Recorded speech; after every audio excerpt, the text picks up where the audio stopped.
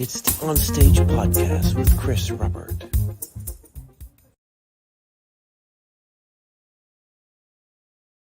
Hello there. Welcome to another live stream. Well, I can't believe it's almost the middle of November and we're going to get winter pretty soon here. But in other places of the world, like in Australia, they're just having, their summer's going to start. And here in Canada, our summer's already left, come and gone. And then we're going to talk about the UK because we have a special guest here. And you won't believe who he is. His name is Simon Whitworth. And sorry, my mistake. Simon Whitworth. And he was born in Watford General Hospital in 1966. And he's the youngest of three brothers. He grew up in South Albans and formed a band with his brothers at age 9, playing the bass guitar. So let us welcome him, Simon Whitworth. Hello, Simon. Hello, mate. How you doing? Not bad. Your sound is a little bit like, sounds like, I guess you'd call it a little bit of reverb, I think. Is it? Yeah. That could just be the kitchen, actually. Let me see what I can do here. Yeah. How's that now? Say something? Yeah. Is that better? Yeah, I think it's because I removed the echo cancellation, but I'm a little worried that it's going to kind of messed up soon. But testing 1, 2, 3, testing. Yeah, hello, mate. Can you hear me okay? I can hear you great now. Thank you for doing that. So just so the audience knows that this is the 1-year anniversary of the OnStage Podcast. I'm looking forward to second, third, fourth. I know I'm jumping to conclusions. But Simon Congratulations, that's excellent. Yeah. Simon Whitworth from GI Orange, and you are the bass player, I believe. Yeah, that's it. I was the bass player of the band. It's a long time ago, I have to say. It was in the 80s, but absolutely fantastic memories. Yeah, I'd like you to share that with us. Could you give us a little bit of backstory of who Simon Whitworth is? Simon Whitworth, as you said, I was born in Watford, which is just outside London. I was a happy child, it was a good upbringing. Me and my brothers had a great time together. We ran riot, as all young men did back then. And we formed a band when I was only 9. My middle brother would have been 10, coming on 11, and my eldest brother 12, going on 13. And the band was called Gem, and then we formed a band called the Solid State Band. And as we grew into our teens, I got taken off to boarding school, which was okay. It was actually quite a nice experience. That's where I actually found myself as an individual human being. I left boarding school at the age of 16 and joined, which was then my brother's band, which was Carl Whitworth Band. And then a year or so later, my middle brother rejoined that band and we formed GI Orange. And we were doing all the pubs and clubs around London and up and down the country. And when I was 17, we got signed to EMI Records, which was great, but then it didn't really work out for us. I don't know what went wrong, but a year later we left them and we went back around the pubs and clubs, and we were playing in the Marquee Club in London, the very famous Marquee Club, down Wardle Street. And a scout from CBS Sony saw us and he said, "Guys, you're going to make a fortune in Japan and you're going to be extremely successful." We thought, well, we would take anything at that time, we were just hungry for it. And so we did. We made 2 records and 2 videos, which were released in Japan and on CBS Sony. And they became hit records. And we were still in the UK, not aware of this fame or this machine that was starting to roll for us. So we were actually really famous before we even went out there. And our first outing out there, we got on the plane at Heathrow. Just 4 young lads, sort of everyone's looking at us. We got off the other end. It was like thousands of fans at Tokyo Airport, and we were just sort of snowballed. Within 18 hours, we were snowballed into superstardom, and it was a big sort of ask of us to deal with it, but it was great, and we just rolled with it, and it was great. Yeah. Well, that's very good to hear. We're so happy to meet you. It's amazing It's really good to be here. I'm really grateful. Yeah, I actually appreciate. Hi, Mark, that you're there. That you were able to have the time to come on, and you're actually about 5 hours ahead, so it's like 8:04, I think, right now. Yeah, that's it. Yeah, in the evening. It's not my bedtime yet. We're all right. That's a good story. You guys were so young, your brothers. Like, I remember when, like, my brothers, or like my older brother was 5, 6, 7, and I'm 2 years younger than he is, and we never formed a band, but we were like a band of brothers, so that was a good thing. But to be as young, even as the Bee Gees, who were almost like 5, 6 years old consecutively, all three brothers who got into music, that's a pretty amazing feat. Can you share a little bit more about how it was just you and your brothers? Like, did you ever have a feeling that maybe another member of the family could be part of the band, or did you just? Well, not really.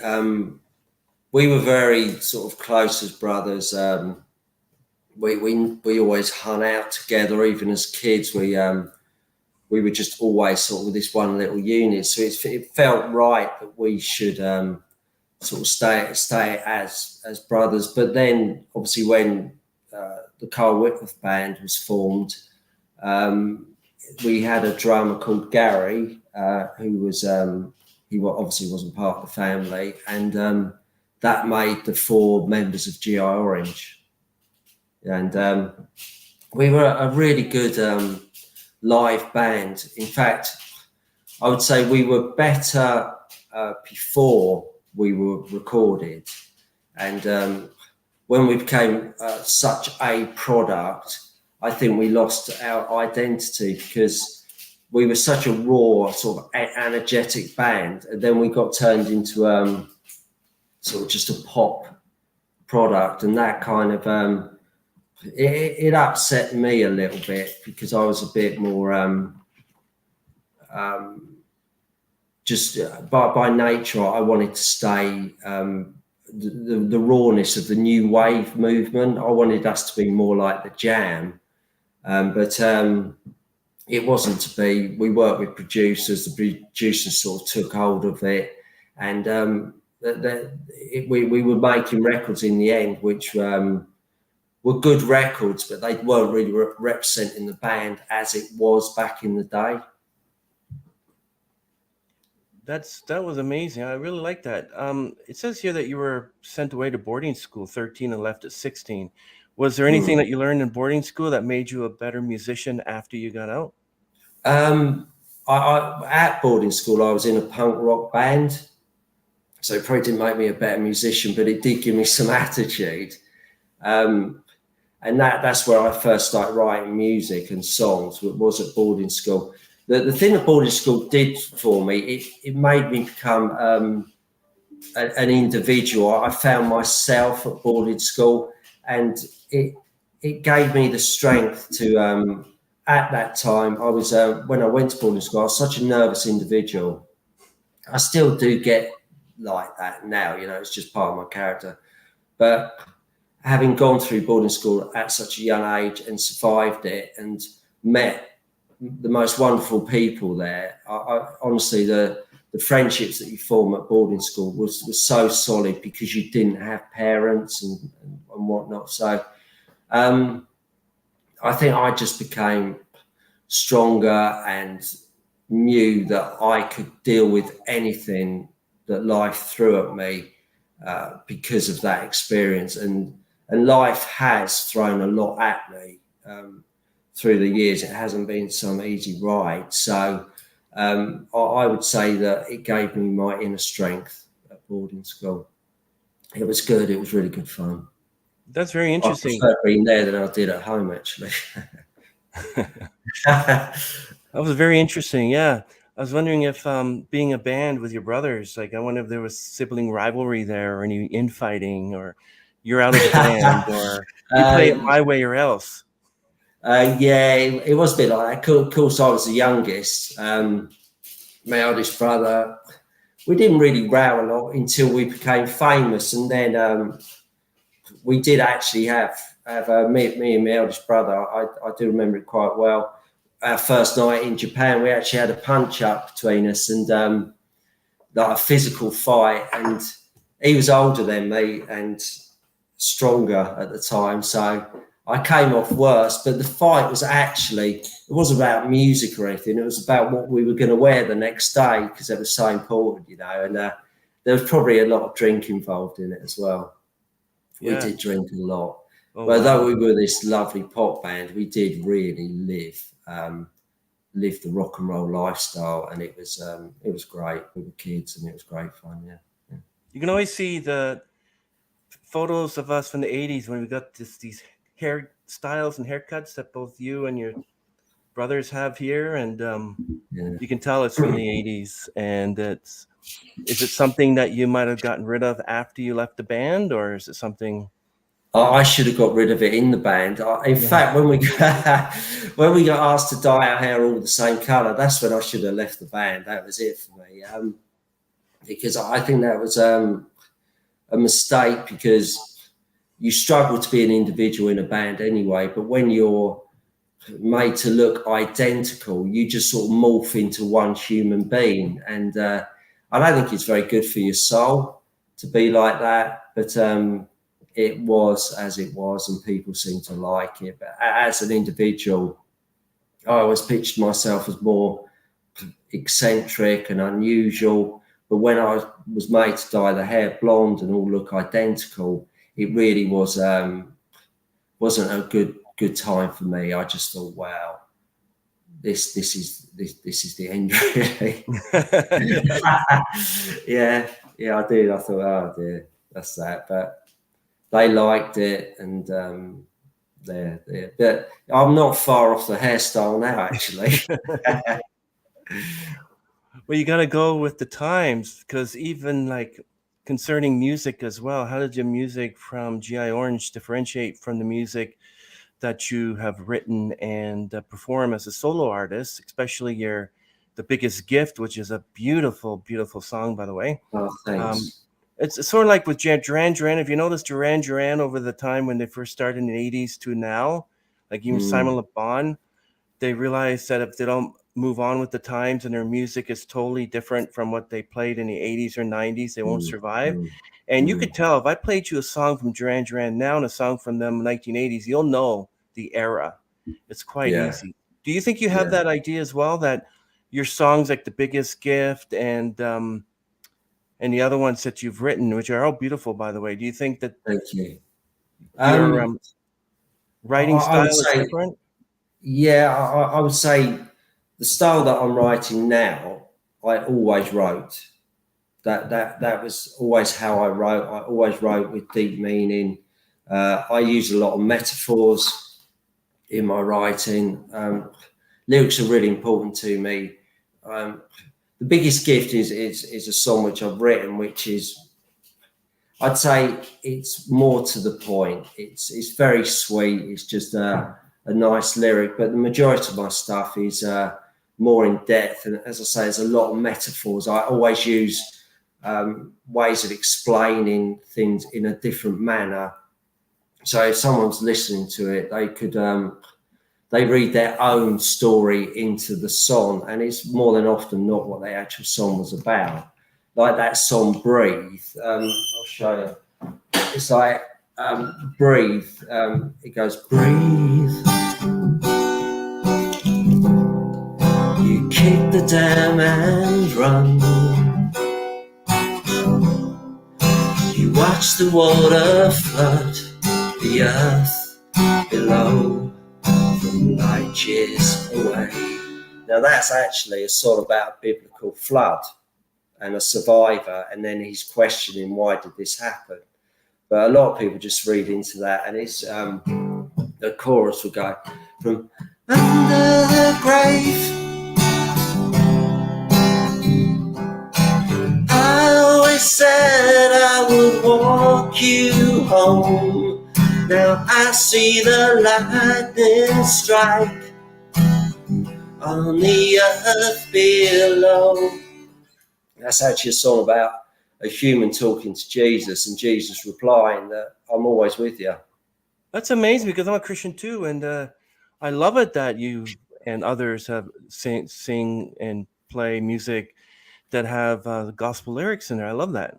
That's excellent. That's a great song, by the way. Yeah, Um, thank you. but so I guess, like you said, that you when you write your music, that it has you have a experience, like there's an experience in your life where you write the song. Want to ask you what your creative process is like when you do write a song. Do you write the lyrics first, or do you write the music first? Actually, I just writing for me isn't like I don't sort of see something I think I'm going to write about that. I just sit there, and whatever I'm feeling inside just comes out. It just appears, and the lyrics happen at the same time. I don't overthink it. It's written on pure emotion. So, and it just pours out at the same time. I write prolifically. I write 2 or 3 songs a week. And literally, I will write a song as quickly as it, like, if a song's 4 minutes, it's probably taken me 8 to write it. So the first verse and chorus always happens immediately. I don't have to work at it at all. And then the hard bit is the second chorus, and because you think second verse and chorus, because you think I've got to now match up the lyrics and it's got to start telling a story. But to be honest, I don't have a creative process. I just am. I am it. When I play, I am it. I just and like the guitar, I'd never ever play the guitar for pleasure. If I'm holding a guitar, it's because I'm creating something. I'm not like. It's just a bit of wood that helps me create music, and that's it, really. Yeah. So. Okay. Yeah. I'm gonna show you this question. Mark sent this question. You wrote a song from scratch, and send me it of 1 hour. Okay. I did, yeah. That was a song, called "Riding High." He said, "Can you write a song in this vein?" And I did, and it was called "Riding High," and it all just came together. I'm not sure I can even remember. I was going to play it for you there. I'm not sure I can remember it. That is amazing. Yeah. Gotta make a move to be the person that. Yeah, do it. There's a light shining bright. It's always missing me, and it just sort of came out. And then the next day I sent it to my producer, Guy Page, and he did this great backing track. And then the next day I went and sung it, and the next day we sent it to Mark, and it was this brilliant track. And that's how quickly it should happen, really. People do overthink it now. That's amazing. Yeah. So called Riding High also is partly just it's hard. Like, for instance, I'm still writing my Christmas song, but I wanted to release it last year, and I'm still having struggles with it. But I don't know if you're familiar with this singer by the name of Jaker, and he writes like, he can write 2 songs, like 2, 3, 4 hits, 5 hits, and 3 weeks haven't even gone by yet. This guy's amazing. Yeah. And here I'm struggling with a song. And well, it's I wouldn't worry about it, because it doesn't matter how long or quickly you write a song, as long as you get to the end result that you're happy with. You know, yeah. I'm just lucky that I do write quickly, but so I know Rod Stewart can take a year to write a song, but he writes some great stuff, doesn't he? So it's I wouldn't mind, as long as you're happy with it at the end. That's the main thing. It's amazing you would mention Rod Stewart there. It's sort of like, a lot of musicians out there can write, like, because you've been established for so long, what you need. And with me, I'm sort of like, I have lyrics, like I write poetry, but putting Mm. them to music, I don't have that ability. But sometimes what I do is I will take just a song like an Imagine Dragons song or a Bee Gees song and put my own lyrics in according to how Right. my day is going. Like I got up this morning, Yeah, yeah. and yet, like, you gotta guess. I'm thinking of taking another songwriting course because I forget a lot of it. But I don't think you need to be taught. I mean, to be honest, I play and write. I've written musicals. I've written for other people. I write prolifically for myself. And sometimes even to this day, I'm not even sure what chords I'm playing. I have no musical training, so hmm. very often when I go to the studio, I'm saying to my producer guy, I'm saying, "What is that called? I don't even know what it is." And he's saying, "How do you know this stuff? How do you play and write this stuff?" And very often, I know chords that I have no right to know. It's just a feeling like if like that, it's like I've never been taught those chords. They just sort of come out of a desire to write in that style of music, and my fingers seem to land where the notes sound right. And that's why, because I wrote so much from a young age, I thought I've been given a gift there. So if I went and studied music, I might lose it because I'll know too much and I'll start questioning what I'm actually doing.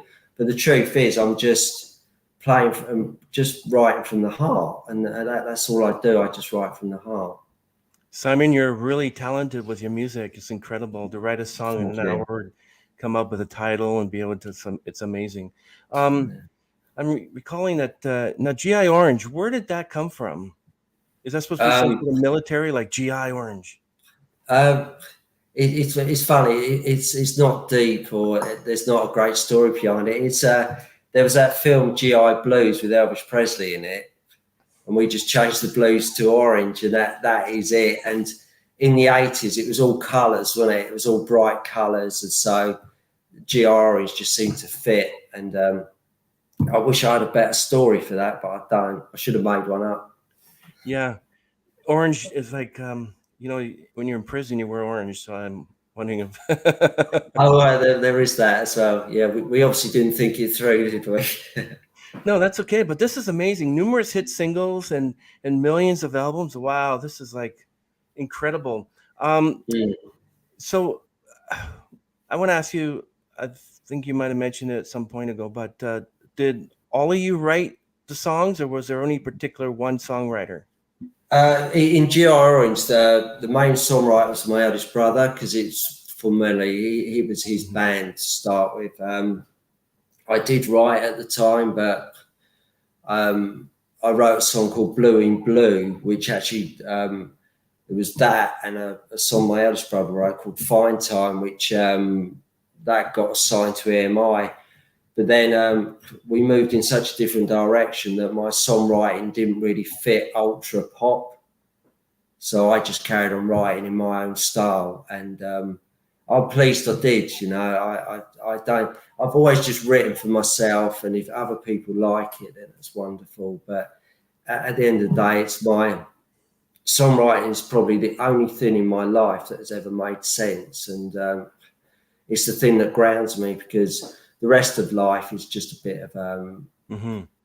a bit of a confusing mess. But when I write, it's there. I'm solid. I know what I'm doing, and it absolutely just brings me home to being one solid individual. But and that's why it's just so important to me to create and write from the heart because it's what I am. It's all I know.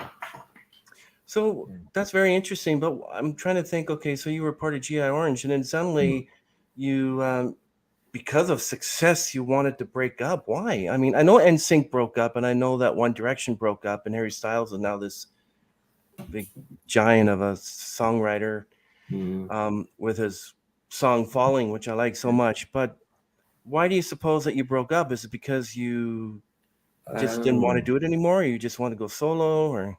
It's a really tricky one.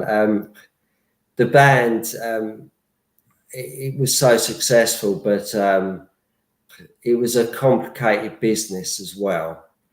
One that I was too young to understand. So money wasn't being filtered down to the members, so it just got impossible to continue. So when the band folded, we were poor. You heard that a lot in the 80s. It just didn't work out. So and then we got back in the 80s, Japan may as well been on the moon. There was no internet, so like when you were back in England, you were really, that was it. No one even believed what you'd done. It was so weird. So we couldn't sort of create this career individually, because if we were famous in this country, England, we could have followed a path and stayed in the entertainment industry, blah, blah, blah. But because it was in Japan, when it all went pear-shaped for us as individuals, we were left as this huge void that we had done something amazing, but had nothing to show for that time. And we were then back in the UK with nothing and having to start literally from scratch to build our lives as individuals. And the band, it just fell apart. It started rowing a lot. It just became a bit toxic because of the disappointment of where the career had gone. It wasn't anyone's individual fault. We were just all suffering inside as human beings. And so it came to a natural end, which is sad. But for me as a creative, it wasn't too bad. It was just my time to move on and do my own stuff. After you and your brothers broke up GI Orange Band, and then you went to the Isle of Wight to start a new chapter, how much time progressed before you decided to do that? Oh, years. Absolutely years. Yeah, it was... my 20s were pretty much a washout. Without going too deep, it was just a very sad period of my life. My 30s, I managed to get because you got to remember, when I left the music industry, I knew nothing. I had no training. I didn't know anything. So getting a job was almost impossible. I felt as an individual like an alien, like I didn't belong on this earth. I became invisible. Just sad things happened, and one thing led to another. I ended up living in the car. I couldn't work anywhere, and it was a period of my life where from this madness of being famous to a year or so later to being absolutely on my own. And at that period in my life, I would have paid somebody to talk to me. It was just horrific. And I managed to drag myself out of this sort of awful time through one thing and another. And then I hit my 30s. I still couldn't really get a proper job. So I did window cleaning for myself, fell off the ladder repeatedly. And then I moved into decorating. Then from that, I started employing people. In my 30s, I became very, very successful. Had a big firm in London. So literally from nothing to being in a house, which was worth over £1 million. This is back then as well. So it was really quite successful. And then I was going to retire at the age of 40, but it all went wrong again. So I ended up losing everything again. And it's then I moved to the Isle of Wight. And I even when I had my business and I had all the trappings of success, I felt terribly empty inside because I'd left my creative path for those few years. And when it actually went under, it was such a relief that I could just fall back into my creative world. And I just I just started writing again and threw myself into writing. And and that's when I moved to the Isle of Wight. I just basically locked myself away. I wrote my first novel. I turned that into a musical because as I was writing the novel, I was writing songs to go alongside each chapter. And it just turned my life around again. And whatever I have in my life or I don't have in my life, I now know the one thing I need in my life, and that's creativity. What was that like for you? The just how it kind of did something to your mental senses and your emotions, and it's sort of like, this is the way I feel. My band is broken up. I don't. Did you get to the point where you're probably in a dark place? Like it's one point where it's just another. I'll have to share some other time. Yeah, just it was unbelievably dark and very confusing and very frightening. It's hard to describe what that can do to you, but on reflection, it's kind of like the best thing that could have happened to you because I found out so much about myself. I found out that what people actually mean to me. I so value people now. Like if someone's nice to me, I'm like, I absolutely love them for it because I've never forgotten how I felt when nobody was. So I so value friendship and I care about people.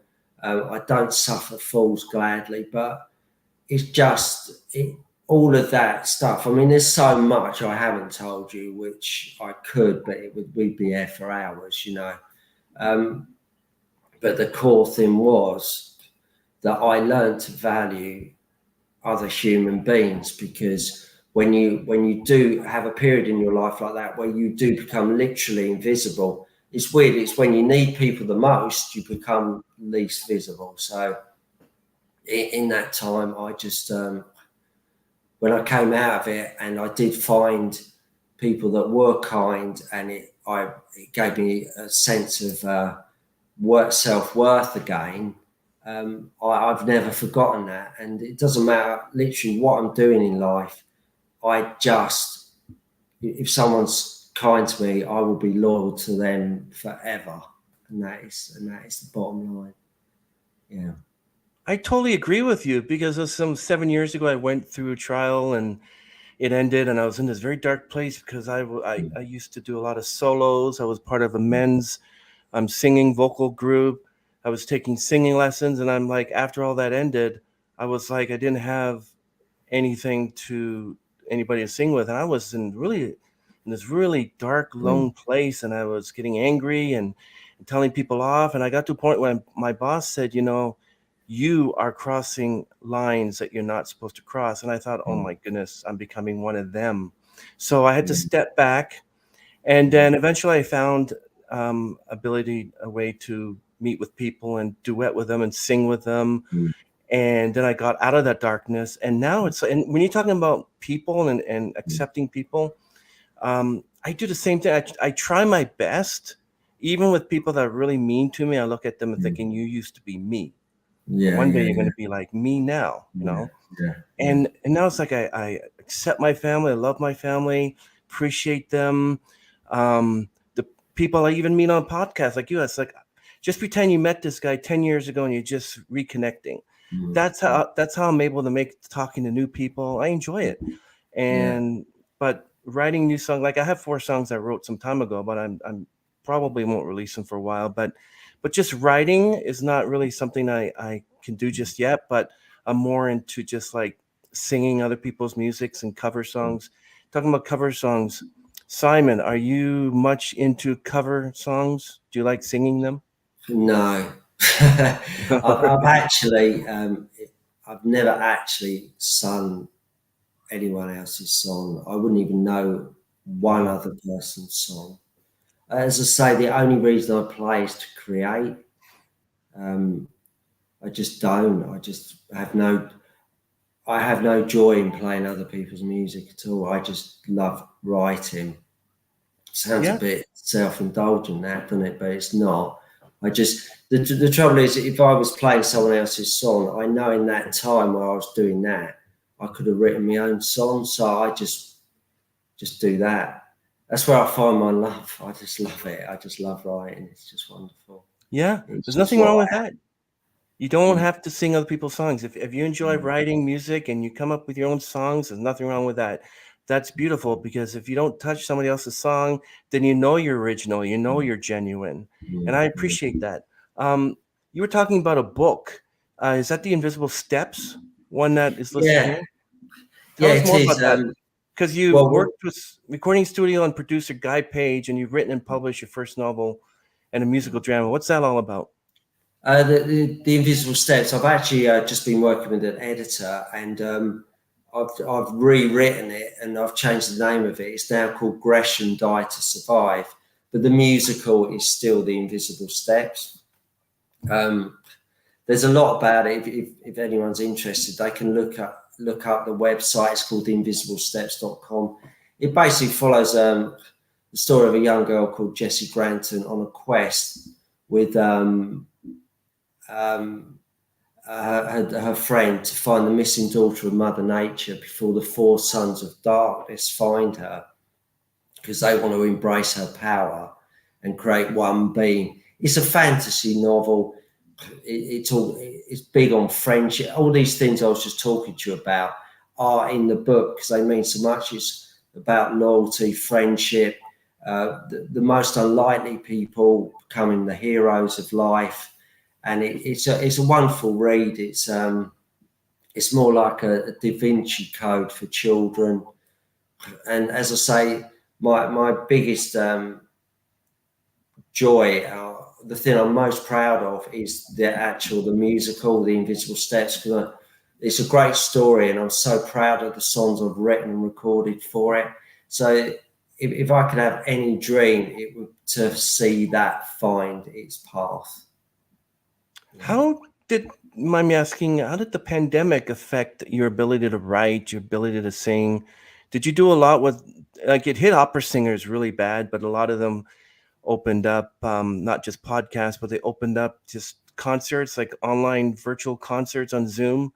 Right. And how did that affect you? What was it that you had done during that No, time? it didn't really affect me at all. I just, in that time, I wrote 2 albums, which I sent just like on WhatsApp recordings of the songs to Guy. He then did the backing tracks, and when the pandemic was lifted, I put myself in the studio and knocked out the vocals. So really, in that time, the pandemic was the 2 albums, Rise from Zero and God and Kings. They were written and recorded within that time frame, so it didn't really affect me. It was. It didn't change my life at all. Actually, the pandemic was just Changed way. your. Yeah, I just didn't have any coffee. That's all. Didn't have the coffee in the morning. Yeah, that's my joy. I had more coffee actually, because we got into working from home for almost a year and a half. Right. And in May we had to go back, but that's okay. That's okay. I don't mind that at all. You know, you got to appreciate your job. You got to appreciate everybody. You got to appreciate everything. Yeah, it was, at points it felt like when we walked out every day, it felt like it had done such a good thing to the world, sort of muffling humanity. And the sky looked bluer. There seemed to be more birds around. I don't know whether it was all in my head, but it just felt like humanity had been muffled and nature had been reborn. So, yeah, it felt just a very strange time, wasn't it? Yeah, I I think find we missed more out of it. yeah, I find it a blessing when you wake up in the morning. Like, you wake up, you know, you smell the fresh morning air, and you have your coffee, and you see the blue sky. And even if there's dark clouds, the Mm. sun is still there. It's just behind the clouds. Yeah, yeah, So you got yeah. to think of that one. Yeah. Yes, Pia mentioned. Can we hear Simon sing something, and I was suggesting that song "Sure to Fall." I would Yeah, really love to hear that song. Could you play it for the audience? yeah, sure. Thank you, Yeah, Pierre. it was, that was the other dark time I was telling you about. Mm-hmm. This was written about that, where it's basically you're saying that the second verse is hello Reaper, hello friend from my own design. It's basically saying that if I have to die now, it's okay because I've reached so low, I'm no longer fearful of it. And it's not that you wanted to die, but it's okay. And that, it's a bit bleak, isn't it? But come back, is it? Well, is that about right? I'm not really sure what you're playing, but when you first played, I could hear it. So, Okay. should you? Don't wanna be here, don't wanna feel like I'm next to nothing. There's rows and rows of empty buildings.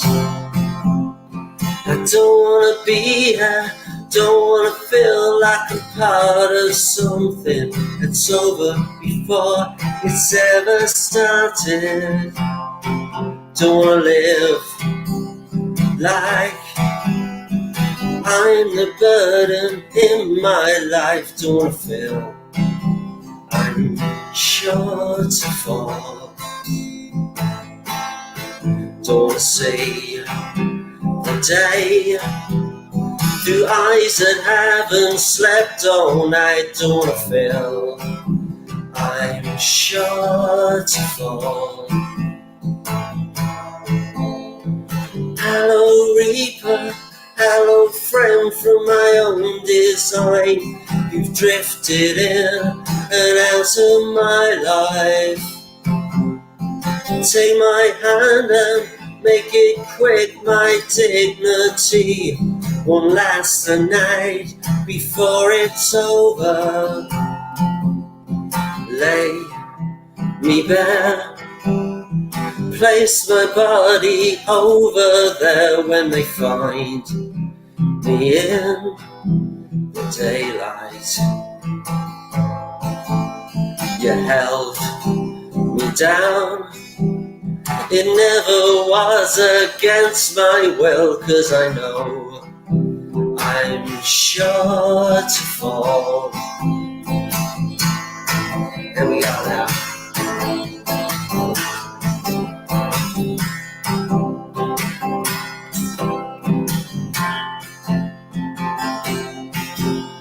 I don't wanna be here, don't wanna feel like I'm next to nothing. There's rows and rows of empty buildings.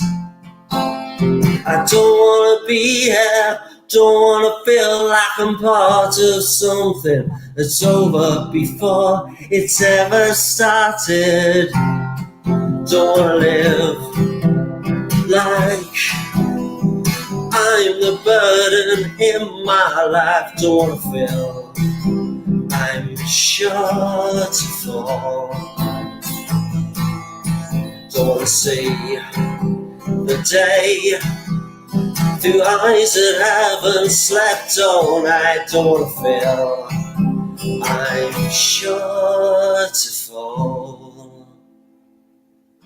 That was excellent. I love that song. Like, thanks very beautiful much. Song. So tell us about that. How long did it take you to write that one? An hour? Yeah, pretty much. It all just flies out. Wow. I just get a chord and just start writing. You should challenge me. You should put me over some lyrics. I'll bang a song out for you. I'm gonna actually take you up on that because I have no worries. I have 2 lyrics, actually several lyrics, and I don't know what to do with them. So I'll send them to you and let's see what you can do with them. Yeah, no, I'll do that. Yeah, it's not a problem, honestly. Yeah, lyrics just flow out of me, and then suddenly I'm like, okay, that's it, and then more, that's it, and I'm like, you know what, I need to put these aside and give these to someone who can put music to them. And you're the guy. I'll send them to you. Yeah, put them over. You never know. Yeah. Elton John. What's Elton John's writing partner? Turpin or something, is it? I don't know. Oh, But it's yeah, great. just do that. That'd be cool. Is that a Jim Redgate? Is that Jim Redgate guitar, or what is that? Is it a Gibson or a? It's got EKO on it. As I say, I'm not really big on musical instruments, but it's a nice guitar, and I only bought this one for live shows because you can plug it in, and it looks nice. Well, you got Gibson, you got Peavey, you got Taylor, and yet yeah, none of as I those. say, I don't have anything to flash because I mean this guitar I bought for £20 out of it was second hand, and I've written so much on it. It doesn't change how you write, and yeah, it's great. Just as long as it makes a noise, that's good enough for me. Well, then in that case, I don't understand why there's so many different kinds of guitars like Taylor and Gibson when you can just. Well, they do have a different tone, particularly in the studio. And if you spoke to a guitarist, they would tell you exactly what's what. But because as I say, it's just for me, it's a tool to create on. I'm really not that fussed about what's what. Yeah. Do you string your own guitar? No. Do you? Okay. I don't. You just want to play your guitar. That's it. Anybody else has done something? No, I don't string it. I barely tune it up. That's what this is. That's what that's for. Nah, I've never really been into it. No, it's just great for writing on. That's all it is. We had a family piano since the 50s. Well, when I moved the house, we actually, the piano wasn't tuned in 30, 40 years. And suddenly a friend of mine who was a concert pianist started playing on it. I'm like, turn it off. Right. And we got rid of it. But yeah, this is good. Who would you like to most collaborate with if you had a chance? Besides your brothers, of course. Paul Weller. Oh, really? Yeah, I think he's fantastic. Avril Lavigne, I think she's great. Really? Yeah, I think she's absolutely marvelous. Yeah. Avril Lavigne, wow, her name stretches all around the world because I even heard people way in Poland talk about wanting to collaborate with. Oh, she's absolutely brilliant. When I first heard her come out all those years ago, she just the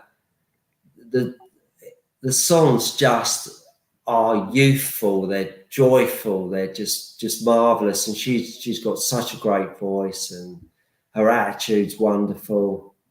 Yeah, I love her. Absolutely love her music. Well, I might as well tell you this during the live stream that I'm what do you call them? Taylorite? Do you call them Taylorites? What do you call those that love Taylor Swift? Swiftie. I'm a Swiftie. Oh, are you? Yeah, I am. Yeah, well, good for you. Big I've never Taylor really got Swift into fan. her. Oh yeah. She's a good writer, isn't she? She's really good, and she can bring them out like this. Boom, boom. Yeah. Duel is a good song. Anti-Hero is a good song. Some of her new ones, really good. Right. If you could open for any artist, who would it be? Would it be Avril Lavigne? Yeah, it probably would actually. I would say I'll be happy to open for anyone, to be honest. So as long as I'm up there playing, I'm okay. Yeah. So are you going to play for us your newest single, The Biggest Gift? I was hoping you would play the video. Okay, I'll play the video near the end of the stream, so that'll be close. That'll be okay. Because I love that video. It's so sweet. I have it ready to play. That's the one where it's snowing and you have the couple falling in love and stuff. Yeah, I love it. I have it all ready to go. So we'll play that near the end. And then we'll have the question and answer. I was given some questions by Mark to answer. I can't even edit this part out. Sorry, everyone. I do some of my words. I got questions from people that we can ask during the question and answer, if you don't mind. That's fine. So what is your favorite song to perform? Would it be Sure to Fall? Would it be your GI Orange one, Take Me to Your Leader? Which is no. My favorite one to perform at the moment is a song called Mr. Never. Oh. I've only recently recorded it. But my favourite song at the moment is one I wrote last week. It's called Rolling Under, which I could play either of those for you if you like. Sure. Choose one and play it for us. That'd be great. Mr. Never's a bit up tempo. Mm-hmm. It's about an old rocker that's had his time, and Probably Steve Tyler. Yeah, it's self. So you know, there you go.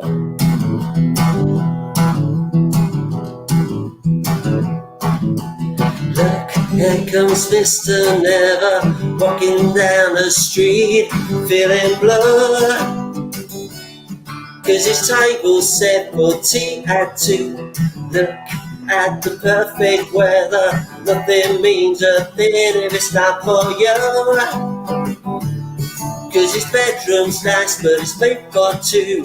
What's in a world where nothing ever works for you? There's a crazy thought that it could be you. There's a crazy thought that it could be you.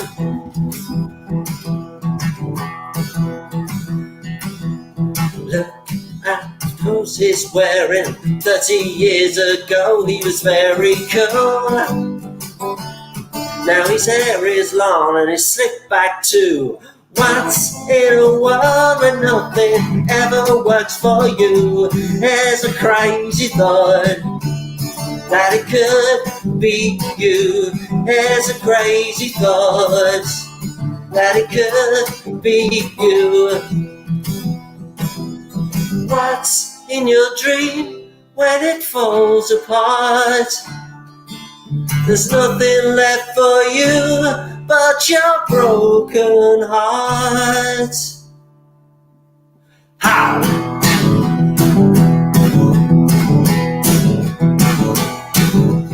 Look, there comes Mr. Never walking down the street, feeling blue. 'Cause his table's set for tea at 2. What's in a world where nothing ever works for you? There's a crazy thought that it could be you. There's a crazy thought that it could be you. It could be you. It could be you. Everyone, Simon Whitworth, excellent. I'm just watching my cat because she likes to come up and unplug everything. Oh, that's all right. And she's a black cat. They get in the most trouble, I think. Oh, don't hurt me. So what are your favorite venues to play in? Do you like playing in coffee shops or diners, or do you have specific set places? I've only just gone recently, after many, many years, gone back out there. And I prefer a proper live venue. I wouldn't really sit in a corner of a coffee shop or anything like that. So I need a stage, and I like a band. I'm quite happy to sit there and do that. It's great. But if I'm going to do something, I always wanted to do it to the best it can possibly be. So I like the lights, and I like a dressing room, and the fact you walk out, and then you walk back. So it's cool. It's a great song that you were playing there, and I enjoyed it. How did you come up with the title? That's Mr. Never. Well, I was actually walking through the town, and I caught a reflection of myself, and the second verse, it says, look at the clothes he's wearing. 30 years ago he was very cool. Now his hair is long and it's slicked back too. So I thought, yeah, we'll roll with that. We'll make a song out of that. So it's about myself, really. It's a bit of a laugh on myself, because it's weird, because the clothes you wear when you're like 17, that style, you never really move away from it. It's always that's your look. And it just snowballed from then. And I thought, well, Mr. Never, it's cool. You know, it's like things do more often. I'll be told off by this for this statement by someone, Kelly. You do more often, things do go wrong more often than they go right. Now, that's a negative point of view, but it's just the case. So that's where Mr. Never came out of. Yeah.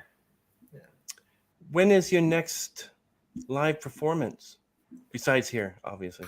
I mean, I would hope to get, because I would hope to go out back in March, but I've got to get a band again, because the musicians I used, they're session guys. I don't know if they'll be available. I mean, they were marvelous, and I love playing with them, but whether they'll actually be available, so I might have to get some new session musicians and organise the whole thing again.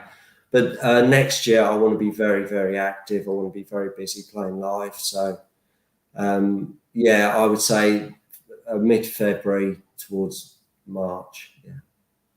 Is there ever going to be I'm going to phrase this properly. Is there ever going to become a time in your life where you're just going to say bye to music and that's it? You're never going to pick up a guitar again, or you're going to be playing till you're 99? I will always write. I can't stop. It's as I said earlier, it's the only thing that sort of makes sense in my life. I always threaten to put my guitars on a bonfire so frequently when I've hit a wall in my life, but I never do. I just come home and just pick up the guitar and write another song, and I think, well, that's what it's all about.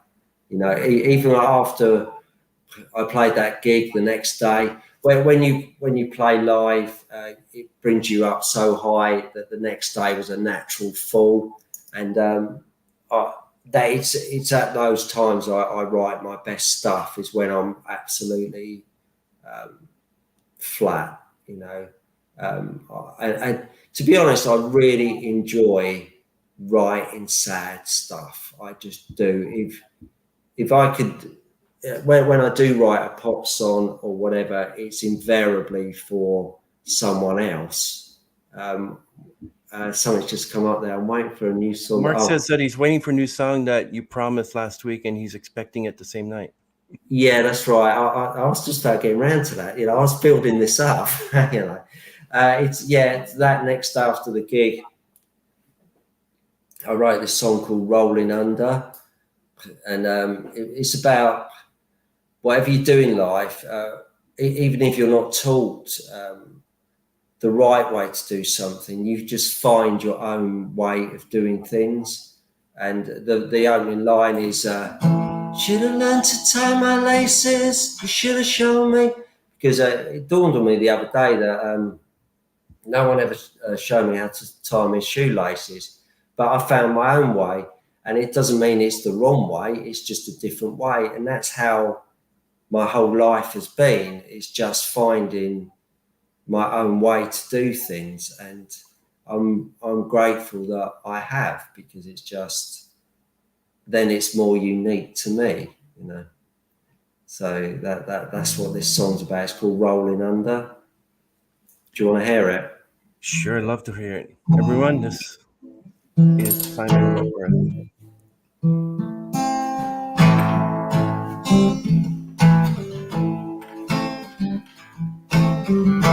Should have learned to tie those laces, should have shown me, I found my own way.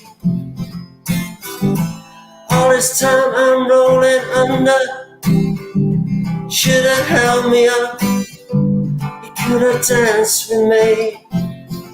There's a lifeboat there, one savior. There's a lifeboat there, won't help you. 'Cause all this time you're rolling under.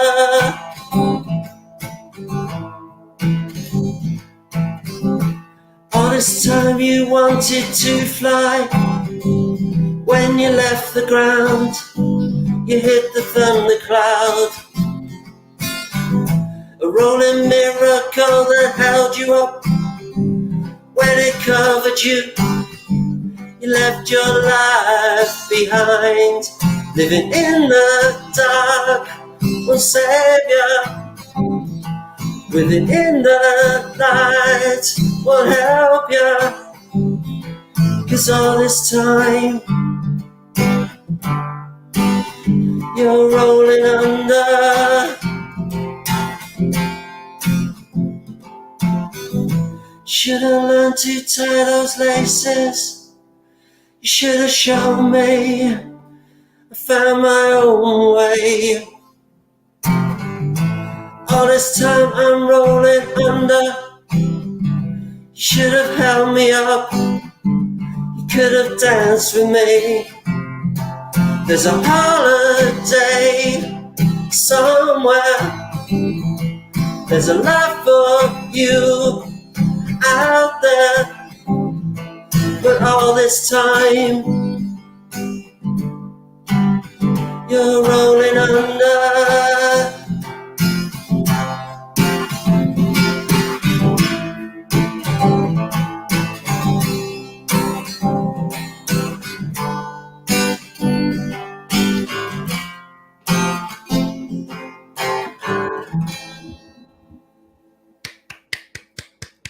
Amazing. You know, there's a beauty of the vibrato, and you got a natural vibrato, and it's not easy to come by. You can't teach it, you can't learn it. It's just something you have, and it's great. Like when you sing those lyrics, and all I hear is this vibrato, I'm just like, oh. I mean, I have one too, but I like listening to everyone else's vibrato because it's your voice is like sublime. It's like amazing. I love it. Thank you very much for sharing that with us. Awesome. Thanks. I've never been sure about it myself, but it's good to hear. Thank you very much. Let me ask you about your brothers. Are they still continuing music today or no? My middle brother, he isn't. He's got a very successful business. He's very happy. My eldest brother, I think he's continuing. He writes as well. He's very good. He's doing well for himself, and he also has a successful music business where teaching music, because my eldest brother was classically trained, and I wasn't.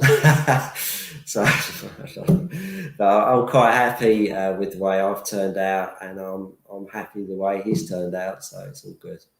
Yeah, actually, they I don't know if you call the 80s band Tommy Two-Tone, but the lead singer, they wanted to get the band together, so they found him working at a software company. All right.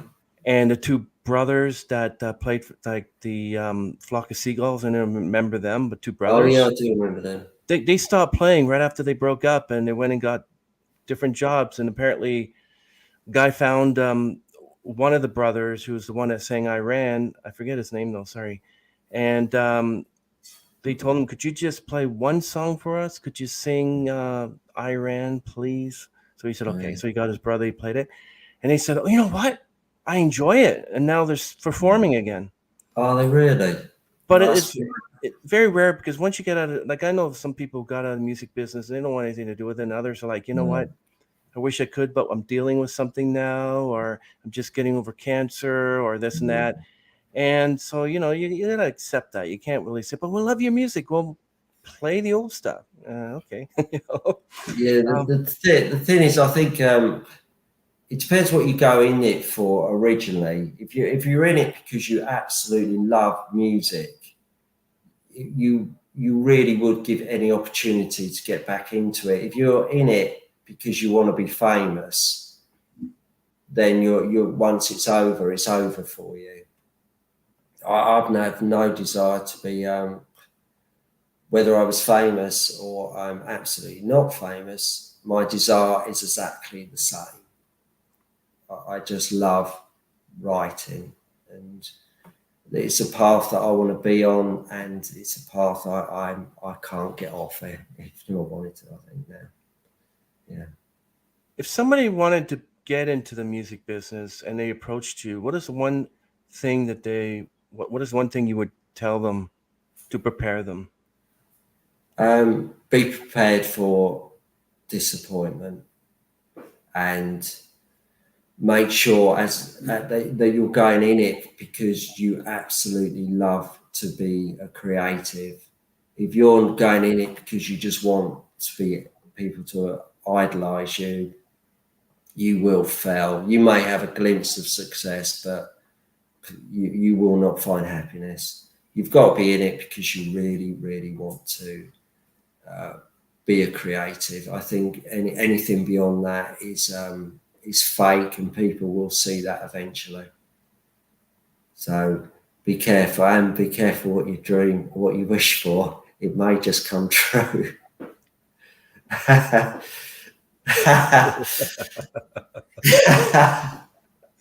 What is the one thing that you would tell your fans?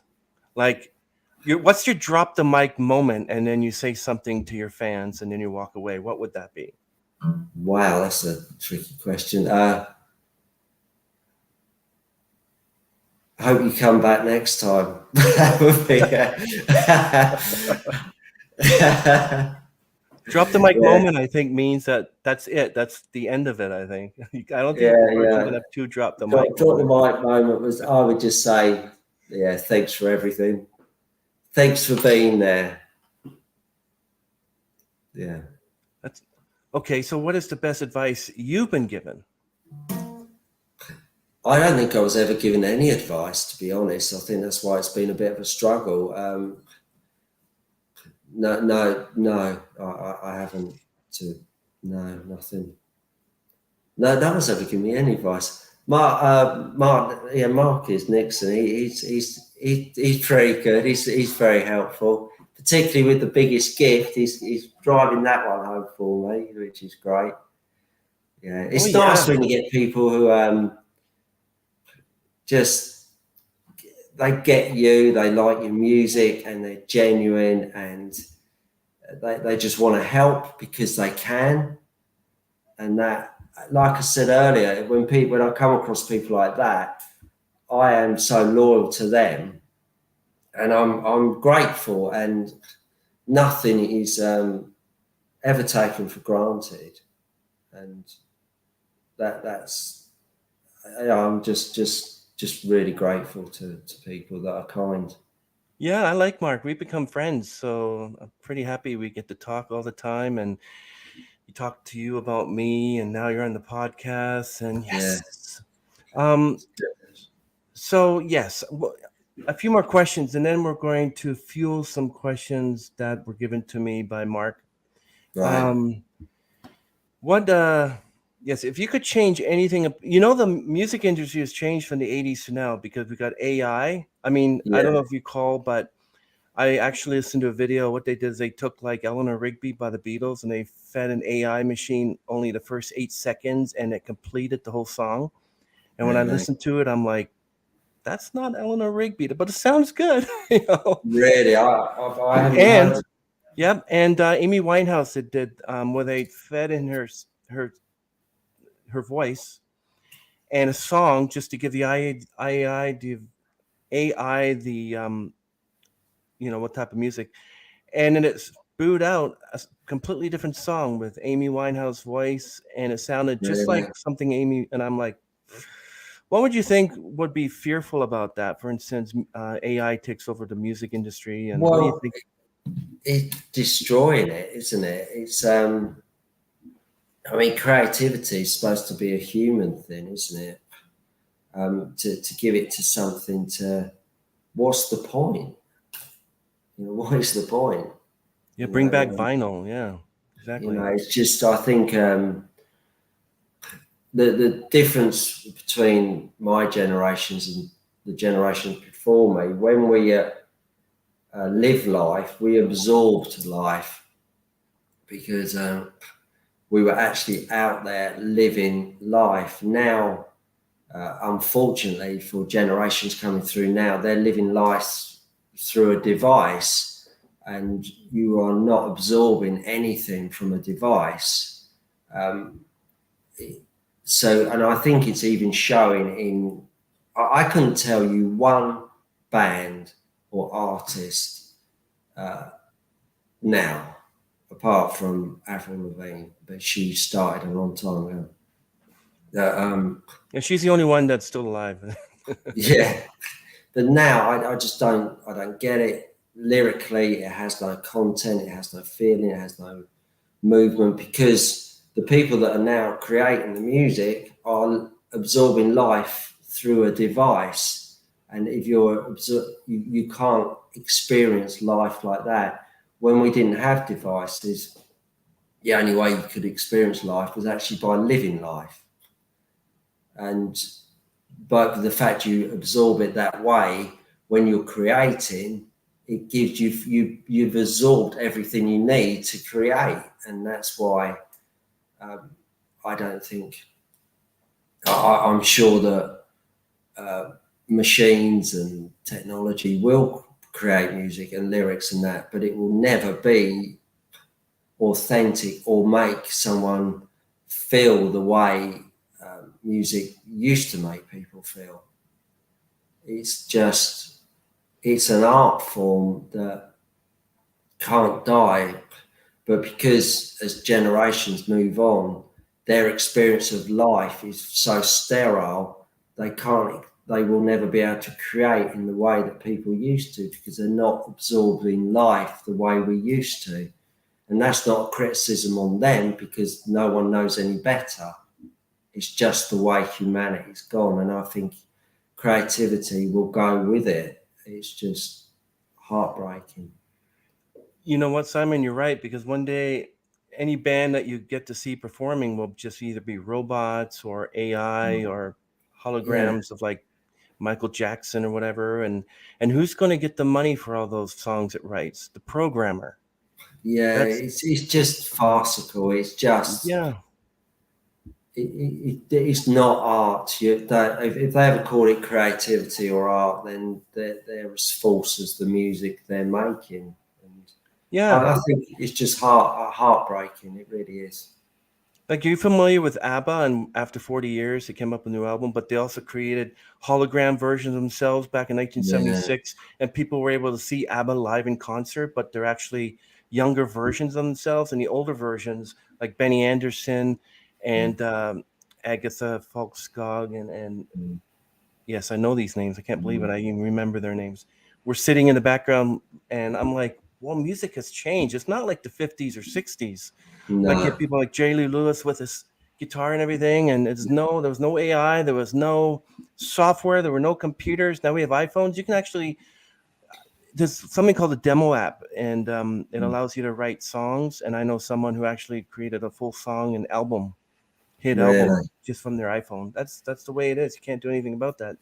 But One they may be creating a full song, a full album, but what if you listen to it? Are you ever going to be emotionally moved by what they've written? Are they going to relate to people's feelings? And because music and lyrics, they can move you to they can lift you, they can drop you, they can do everything. But as I say, if the people that are going to be creating the music for the future haven't even absorbed any of life, because they're just absorbing it through these iPads and phones and everything. What on earth are they going to write about? How can you write about stuff if you haven't experienced anything?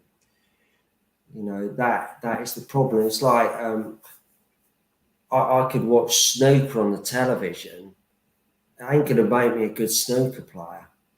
You know, you have to absorb life, and if you're not, then well, it's a waste of your life, isn't it? Oh It's yeah. yeah.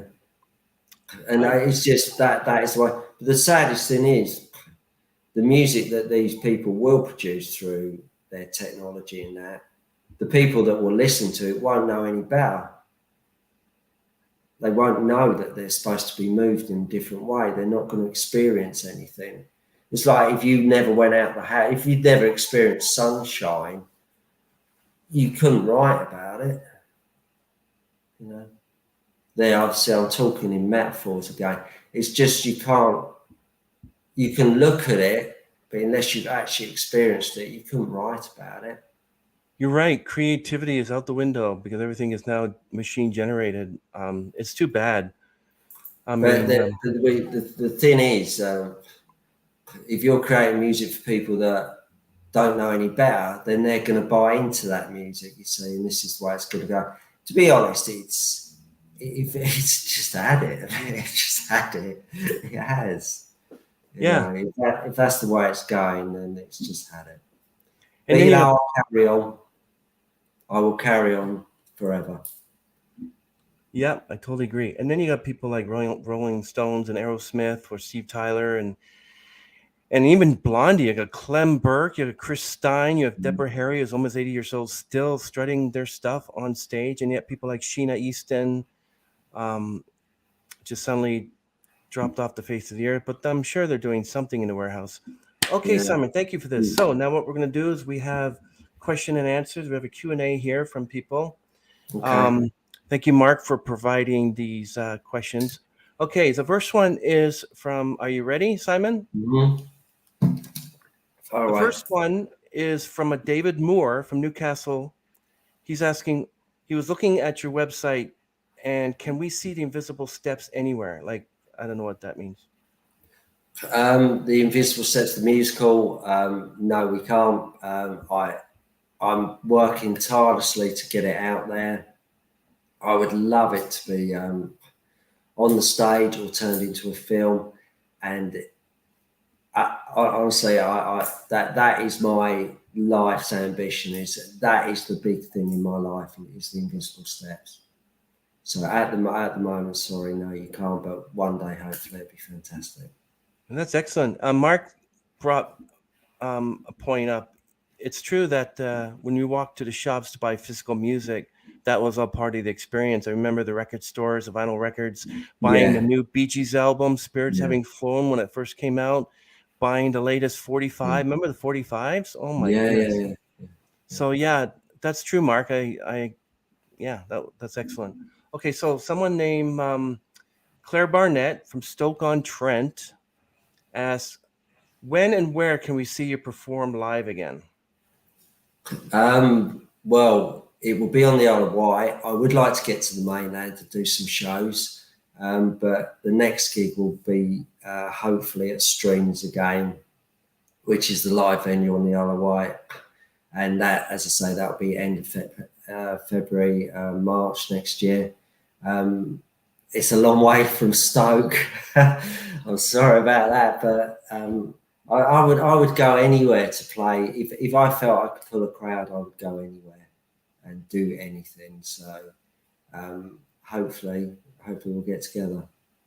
It's funny because I know a lot of people from South Carolina. I know a lot of people from New York City, but I've only met one person from Stoke-on-Trent. One person. And I haven't heard, until They're today, I haven't heard nice. Stoke-on-Trent in a long time. I've heard of Croydon. I've heard of Brighton. I know Yeah. people in Manchester. I had an online relationship with a girl from Manchester. But anyway, Did you? Right. so someone named Nellie Webster from Croydon asked, yeah, and I agree with her. The Christmas song is very beautiful. When you wrote it, who did you have in mind? And we will play that towards the end of the podcast, Natalie. The Christmas song. It's about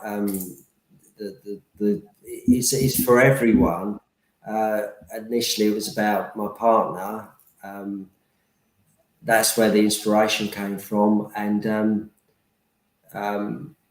that's so I write from that instant thing, and then I just write the song. I write a lot of stuff that starts off as a seed from a feeling for someone, and then it just goes into a bigger song. It's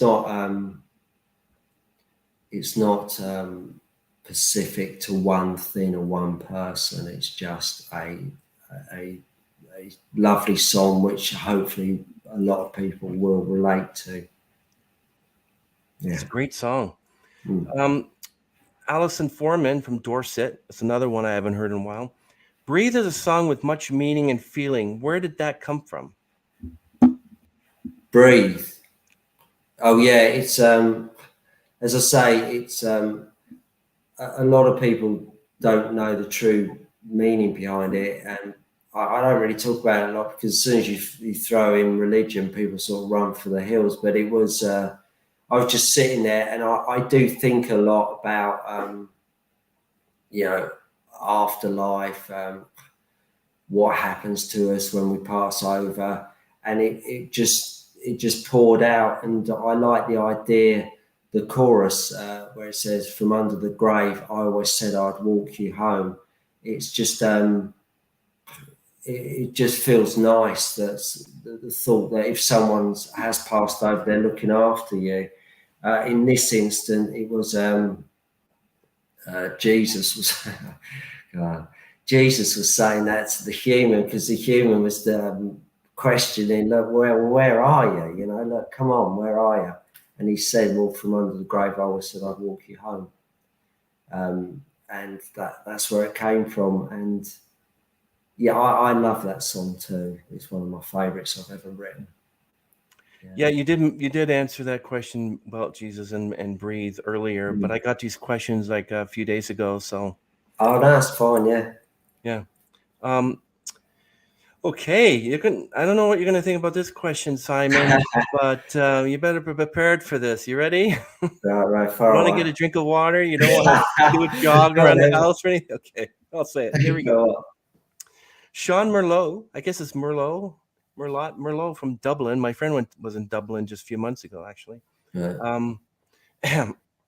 Would GI Orange ever get back together again for an 80s reunion tour? I can't answer for everyone, but I wouldn't. We got back together in 2015, and we did a show in London, and then we went to Tokyo and did a show there. And it was great. The band actually sounded probably better than it ever had done. But then nothing else happened, and I've moved on with my life so much, and I love where I'm at the moment. I love what I'm doing creatively. So for me, no, but that doesn't mean to say I dislike GR Orange. It's just where I'm at personally. But you never know, if there was a chance of making money, I'd be well, that's it. We're never going to listen to your music again. It's simple, yeah. That's no, awesome. I don't know. For me, no. But as you say, you just don't know what's around the corner. I did love being in the band, and I loved playing the bass guitar in the band. I did. And so, if I was to do it for anything, it would just be for the joy of playing with those guys again. But I can't see me creatively having time to do that. Okay, here's a question from me. If you could change anything to put the music industry, what would it be? Final question, and then we'll go and play your video. Okay, definitely I'd get rid of streaming. I'd get rid of download. Oh my goodness. And Spotify as well? I would eradicate it all. I would like to see people actually having to purchase music again, because the music industry cannot survive without people actually buying records. It's it will just implode. It just can't. I don't see why it should be given away. If you've worked hard to create it, people should have to buy it. Paul McCartney says he never wants to listen to your music. No, just kidding. Well, yeah. I'm joking. It's a little joke there. He's all right. He made all his money when the people were buying it. Actually, this is interesting. This is yeah, Mark says, well said. The industry agrees. Yeah. Good. Yeah. Well done, Mark. Yeah, it is. People need to buy records. Yeah. Before we start playing your song, we're going to say goodbye. And then when I play the song, that'll be where I just end the broadcast. So we don't need to say our goodbyes after that. So, but if you can answer this question, you get. Just kidding. No, see if you can answer this trivia question, because not everyone can answer it except a few Beatles fans. You ready for this? Mm-hmm. What is Paul McCartney's middle name? No idea. Well, I'm going to tell you, and then when someone asks you that question, you'll know it. It's Paul, because he was born with the name James Paul McCartney. There you go. Is that right? Yeah. Okay. Well, thanks for that. No, it's been great. Thank you very much. Yeah, you're welcome. Okay, everyone. A few more questions. I'm going to present some more questions that Simon can answer. If not, we're going to play the song. Nope, doesn't look like it. Okay, so we have the song here called The Biggest Gift. Everyone, please hit that subscribe button. Listen to a lot of his music on his YouTube channel, especially there's a video version of Sure to Fall. I love music videos that are recorded and filmed in black and white. So you're going to get a really good joy out of that. And The Biggest Gift, it's releasing November 16th. Why is it November? Why is it the 16th? I've noticed that everyone who had a song being released on Spotify, it's always the 16th. Why is that? I wasn't aware of that. It was just I just put my finger on the calendar and it was the 16th. There's no reason. Because there's another podcast I had with another one that Mark, someone named Tyrone Piper, is a great tenor who I enjoy very much. And he had a song called The Ghost Napoli, and it was being released on the 16th of the month. I never could understand why it's the 16th. So I have no idea. Okay. Well, The Biggest Gift is a wonderful song. It's a Christmas song. Yeah. If I had put my Christmas tree up yesterday, you would have had a Christmas tree in the background. So I'm going to have to maybe wait on that one. And also, it's Remembrance Day. We have every November 11th, plus the first year anniversary of my podcast. Hello. Thank you very much. I love it. And so we're going to play this song, The Biggest Gift. And after it's done, Simon, we're just going to end the broadcast. But everyone, thank you for tuning in. Simon, it was a pleasure meeting you. Yeah, and you. Line, of course. Hopefully we can talk again some other time. But thank you, Mark, for everything. And well, thank you very much. I really enjoyed this, Simon. Thank you very much for spending this much time with us. Appreciate that. Thank you. Thank you very much. The Biggest Gift, everyone.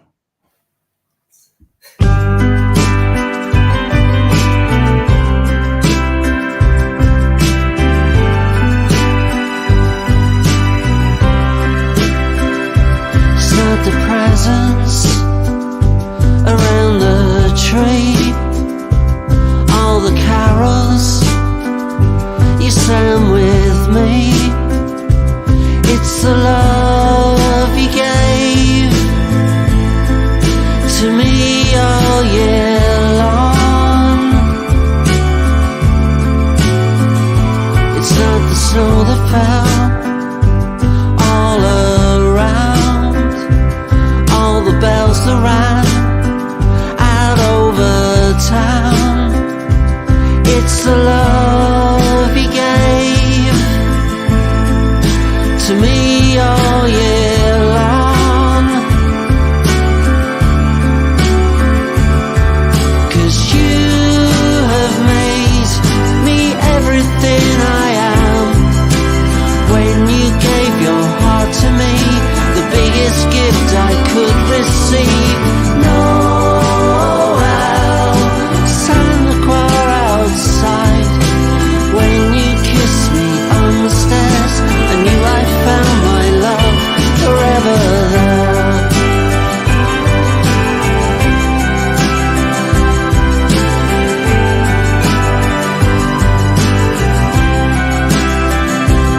It's the way you look and smile at me, and the way you dance around the tree.